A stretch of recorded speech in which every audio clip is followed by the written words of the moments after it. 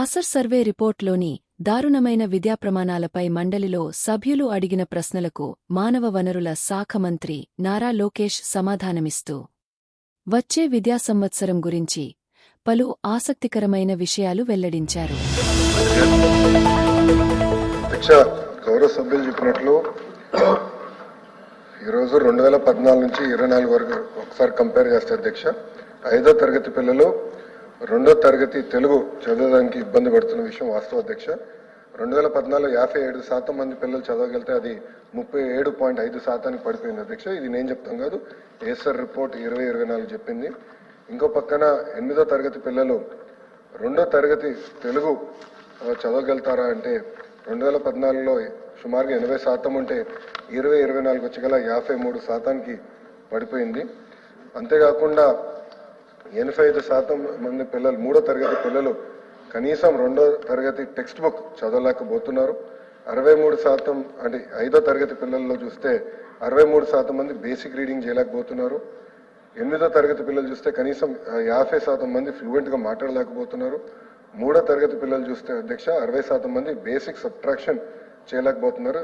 8వ తరగతి పిల్లలు చూస్తే 55% మంది బేసిక్ డివిజన్ కూడా చేయలేకపోతున్నారు అధ్యక్ష. 90% మంది 3వ తరగతి పిల్లలకి బేసిక్ ఫౌండేషనల్ న్యూమరసీ స్కిల్స్ కూడా లేవని ఏసర్ రిపోర్ట్ పేర్కొనడం జరిగింది అధ్యక్ష. మీరు చూస్తే ఈరోజు ప్రభుత్వ పాఠశాలల్లో సంఖ్య తగ్గిందనే విషయం వాస్తవం అధ్యక్ష.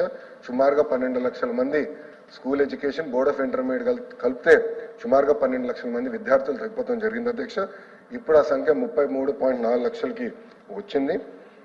ఎందుకు జరిగిందంటే అది గతంలో కొన్ని అనాలోచిత అంటామా లేదంటే కొన్ని సంస్కరణలు చర్చ లేకుండా ఉపాధ్యాయులపైన పిల్లలపైన వాళ్ళ తల్లిదండ్రులపైన రుద్దారా అనేది అది షార్ట్ డిస్కషన్లో చాలా డీటెయిల్గా డిస్కస్ చేసే అధ్యక్ష. ఆ జియోనే 117 జియో. ఆ 117 జియో వల్ల లోకల్ ఇష్యూస్ పరిగణనలో తీసుకుండా చేశారనక అక్కడి నుంచి ఫాస్టర్ డిక్లైన్ జరిగి పిల్లలు ప్రైవేట్ పాఠశాలలకు మారిపోతాం అనేది జరిగింది. సో ఇప్పుడు మన ప్రభుత్వం అంటే కూటమి ప్రభుత్వ అధికారంలోకి వచ్చిన తర్వాత నాణ్యత పెంచేదానికి 2-3 అంటే ఒక దాదాపు 10-15 సంస్కరణలు తీసుకున్నా. దాంట్లో ప్రధానమైన సంస్కరణలు అధ్యక్ష నేను బలంగా నమ్మేది ఉపాధ్యాయుల ట్రాన్స్ఫర్లో రాజకీయ నాయకులు జోక్యం ఉండకూడదు. అవుట్కమ్ బేస్డ్ జరగాలనే దానికి మన క్యాబినెట్ లో కూడా టీచర్ ట్రాన్స్ఫర్ యాక్ట్ అదే ఒప్పందం వచ్చింది, అదే పాస్ చేశాము. ఇప్పుడు అసెంబ్లీకి వస్తుంది అధ్యక్ష. ఈరోజు అసెంబ్లీలో ఉంది, రేపు కౌన్సిల్కి వస్తుంది అధ్యక్ష. అది ఫస్ట్ బిల్డింగ్ బ్లాక్.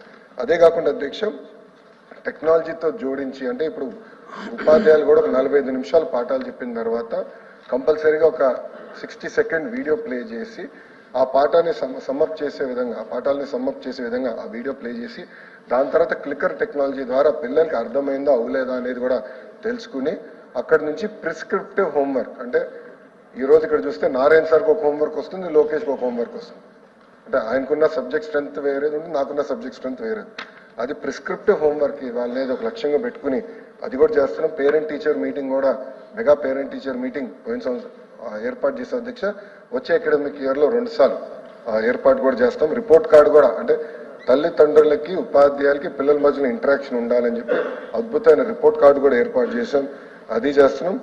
ఇంకో పక్కన మోడల్ ప్రైమరీ స్కూల్ కాన్సెప్ట్ తీసుకొచ్చి 60 మంది పిల్లల కన్నా ఎక్కువ ఉంటే అక్కడ కంపల్సరీ 1 క్లాస్ 1 టీచర్ ఇవ్వాలి, మెరుగైన నాణ్యమైన విద్య అందించాలి లక్ష్యంతో మన ప్రభుత్వం కృషి చేస్తుందని గౌరవ సభ్యులు తెలుపుకుంటున్నాను.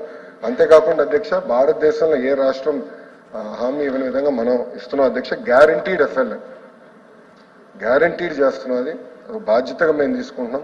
సంఘాలతో కూడా ఎవ్రీ ఫ్రైడే కమిషనర్ గారు కూర్చుంటున్నారు, నీట్ బేస్ నేను కూడా కూర్చుంటున్నాను, వాళ్ళ ఇష్యూస్ ఏముందో తెలుసుకుంటున్నాం. గ్యారంటీడ్ ఎఫ్ఎల్ఎన్ అందించాలని లక్ష్యంతో మేము పనిచేస్తున్నాం అధ్యక్ష. మేము బలంగా నమ్మేది ఈ ఎగ్జామ్ ఇప్పుడు జరుగుతున్నాయి, ఇంటర్ ఎగ్జామ్ జరుగుతున్నాయి, దీంట్లోనే చాలా మార్పు రాబోతుంది, పర్ఫార్మెన్స్ ఇంప్రూవ్ అవుతుందని బలంగా నమ్ముతున్నాం. వచ్చే సంవత్సరంలో మీరు చూస్తే leaps and bounds outcomes improve చేసే బాధ్యత